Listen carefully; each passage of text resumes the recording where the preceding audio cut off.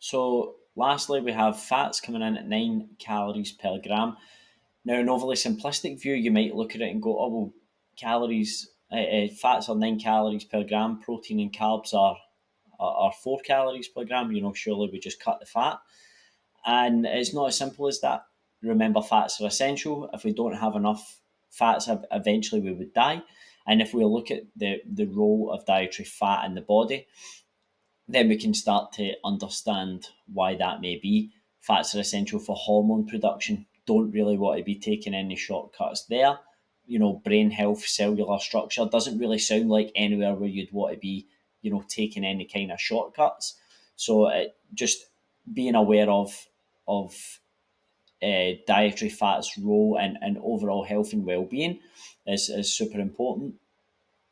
Again, things like omega-3 fatty acids, which we would get from fatty fish, things like chia seeds are high in omega-3s as well, but my preferred option would be fatty fish in terms of getting in your adequate omega-3s, which most people don't. If you don't eat salmon, you don't eat sardines, you don't eat mackerel, then you're probably not getting in enough.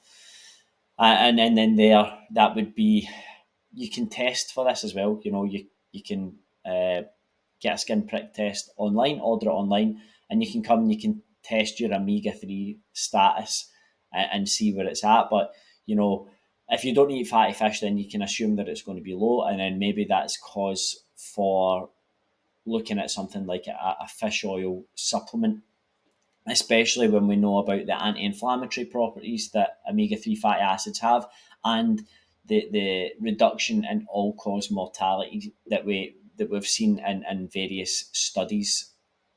It makes sense. If we're not getting in through the diet, then potentially something to look at there in terms of supplementation. Fats also provide a concentrated energy source for lower intensity activities. So you hear people saying you burn more fat walking than you do running.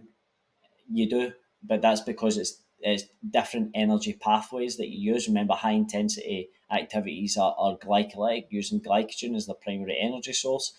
You don't need that fast release of energy for walking. So therefore you can use fats as your energy source there.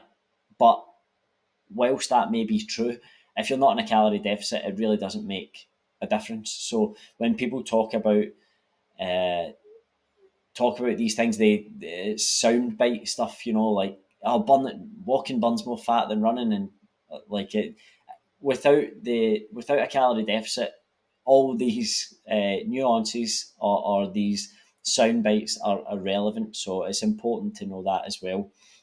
And then fats also help you to absorb fat soluble vitamins A, D, E, and K, which makes sense with the name fat soluble. Uh, in terms of muscle building, so healthy fats support hormone production. Again, it's important for muscle growth. It's also, even from a muscle building perspective and from a fat loss perspective, slowing down the gastric emptying and helping with nutrient partitioning. You could check that up as a positive impact on muscle building and fat loss.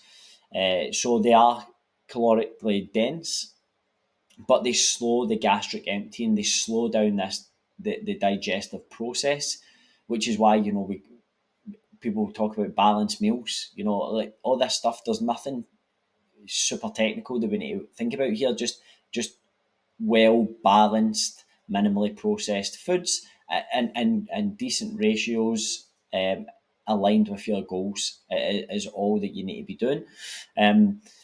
So improving that nutrient partitioning and ensuring that we're getting those micronutrients in our diet and we're actually absorbing those micronutrients. We're giving it a chance by slowing down that gastric emptying as well, is key for optimal functioning of the system as a whole. And that's what we need to think about, the system as a whole, and looking at the body from a zoomed out focus. So an aerial view rather than getting real super focused or super specific about any one thing in isolation. Let's think about the collaboration of all these things together and how that contributes to an overall healthy diet that's going to help you thrive. And that's what we're looking for. So sources, again, avocados, seeds, nuts, fatty fish, olive oil, coconut oil, eggs, dark chocolate, full fat dairy, etc. There's many more, but that gives you an idea as well. Again, minimally processed stuff, prioritizing whole foods first of all before anything else.